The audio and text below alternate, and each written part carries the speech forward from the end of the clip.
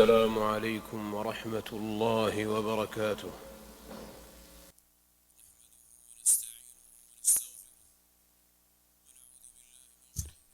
تمام تعریفیں اللہ کے لیے ہیں جس کی ہم حمد بیان کرتے ہیں اور جس سے ہم بخشش و استعانت چاہتے ہیں۔ ہم اپنے برے اعمال اور نفس کی شرارتوں سے اللہ کی پناہ میں آتے ہیں۔ جسے اللہ ہدایت دے اسے کوئی گمراہ کرنے والا نہیں، اور جسے وہ گمراہ کر دے اسے کوئی ہدایت دینے والا نہیں۔ میں گواہی دیتا ہوں کہ اللہ وحدہ لا شریک کے علاوہ کوئی سچا معبود نہیں، اور میں گواہی دیتا ہوں کہ بلا شبہ محمد صلی اللہ علیہ وسلم اس کے بندے اور رسول ہیں۔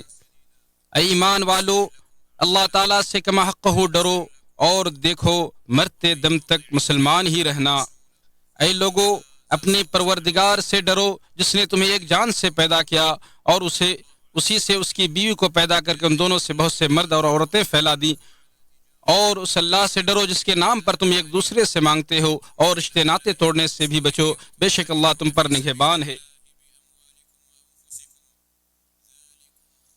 ارشاد باری تعالیٰ ہے، اے ایمان والو، کیا میں تمہیں وہ تجارت بتلا دوں جو تمہیں دردناک عذاب سے بچا لے؟ تم اللہ اور اس کے رسول پر ایمان لاؤ اور اپنے مالوں اپنے جانوں کے ساتھ اللہ کی راہ میں جہاد کرو، یہ تمہارے لیے بہتر ہے اگر تم جانتے ہو۔ اللہ تعالیٰ تمہارے گناہ معاف فرما دے گا اور تمہیں ان جنتوں میں پہنچائے گا جس کے نیچے نہریں جاری ہوں گے، اور صاف ستھرے گھروں میں جو جنت عدن میں ہوں گے۔ یہ بہت بڑی کامیابی ہے۔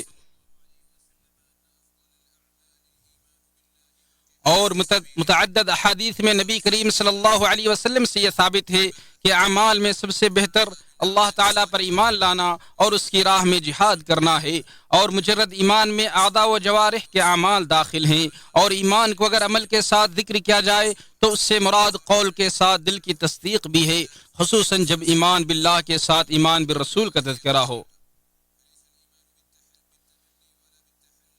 اور جب دل میں ایمان راسخ ہوتا ہے تو جوارح پر اس کا اثر ہوتا ہے، چنانچہ جوارح نیک اعمال انجام دیتے ہیں اور زبان اچھے کلمات ادا کرتی ہے، جیسا کہ نبی کریم صلی اللہ علیہ وسلم نے فرمایا، بے شک جسم میں ایک گوشت کا ٹکڑا ہے، اگر وہ درست ہو جائے تو پورا جسم درست ہو جاتا ہے، اور اس میں بگاڑ پیدا ہو جائے تو پورا جسم بگڑ جاتا ہے، اور وہ دل ہے۔ اور اللہ رب العالمین فرماتے ہیں، ایمان والے وہی ہیں کہ جب اللہ کا ذکر کیا جائے تو ان کے دل ڈر جاتے ہیں، اور جب ان پر اس کی آیات پڑھی جاتی ہیں تو ان کے ایمان کو زیادہ کر دیتی ہیں، اور وہ اپنے رب پر ہی بھروسہ کرتے ہیں، جو نماز کو قائم کرتے ہیں اور جو کچھ ہم نے انہیں دیا ہے اس میں خرچ کرتے ہیں۔ یہی لوگ سچے مومن ہیں، انہی کے لیے ان کے رب کے پاس بہت سے درجے اور بڑی بخشش اور باعزت رزق ہے۔ پس جب بندے کی ایمان کی لذت کو چکھ لیتا ہے اور اس کے مزے اور حلاوت کو پا لیتا ہے تو اس کے ثمرات اس کی زبان اور جوارح پر ظاہر ہوتے ہیں۔ پھر زبان اللہ کے ذکر اور اس کی پسندیدہ چیزوں میں حلاوت محسوس کرتی ہے، اور جوارح اللہ کی اطاعت کے لیے لپکتے ہیں۔ پھر اسے دل میں ایمان کی محبت و چاہت اس طرح داخل ہو جاتی ہے جس طرح سخت گرمی کے دنوں میں ٹھنڈے پانی کی چاہت سخت پیاسے آدمی کے دل میں ہوتی ہے، اور ایمان سے نکل جانا اس کے لیے آگ میں ڈالے جانے سے بھی زیادہ ناگوار اور الوا سے بھی زیادہ کڑوا ہوتا ہے۔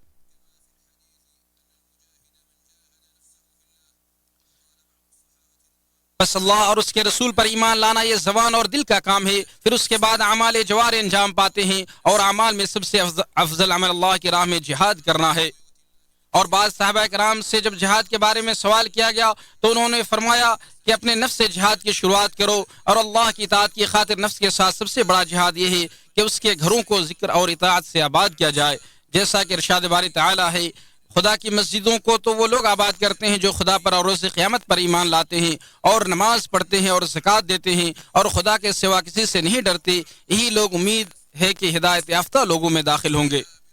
اور ارشاد باری تعالیٰ ہے، ان گھروں میں جن کے بلند کرنے اور جن میں اپنے نام کی یاد کا اللہ تعالیٰ نے حکم دیا ہے وہاں صبح و شام اللہ تعالیٰ کی تسبیح کرو۔ ایسے لوگ جنہیں تجارت اور خرید و فروخت اللہ کے ذکر سے اور نماز قائم کرنے سے اور زکوٰۃ ادا کرنے سے غافل نہیں کرتے، اس دن سے ڈرتے ہیں جس دن بہت سے دل اور بہت سی آنکھیں الٹ پلٹ ہو جائیں گی، اس ارادے سے کہ اللہ انہیں اور ان کے اعمال کا بہترین بدلہ دے دے، بلکہ اپنے فضل سے اور کچھ زیادہ عطا کرے۔ اللہ تعالیٰ جسے چاہے بے شمار روزیاں دیتا ہے۔ اور ان میں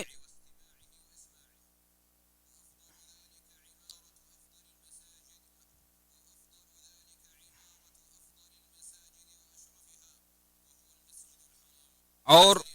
مسجدوں میں سب سے بہترین خصوصاً مسجد حرام کی زیارت کرنا یہ بہت بڑی عبادت ہے، اور اس میں انجام دینے والے ایک خاص عبادت طواف کے ذریعے اس کو آباد رکھنا اللہ کی راہ میں جہاد کی ایک قسم ہے، جیسا کہ نبی صلی اللہ علیہ وسلم نے خواتین سے فرمایا تمہارا جہاد حج ہے۔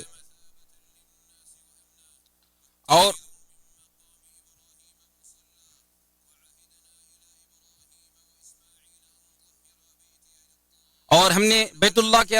اللہ کو لوگوں کے لیے ثواب اور امن و امان کی جگہ بنائی، تم مقام ابراہیم کو جائے نماز مقرر کر لو۔ ہم نے ابراہیم علیہ السلام اور اسماعیل علیہ السلام سے وعدہ لیا کہ تم میرے گھر کو طواف کرنے والوں اور اعتکاف کرنے والوں اور رکوع سجدہ کرنے والوں کے لیے پاک صاف رکھو۔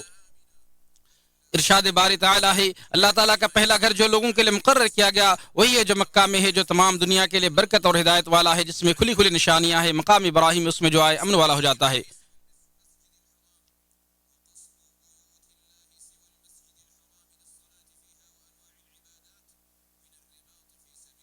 اسی طرح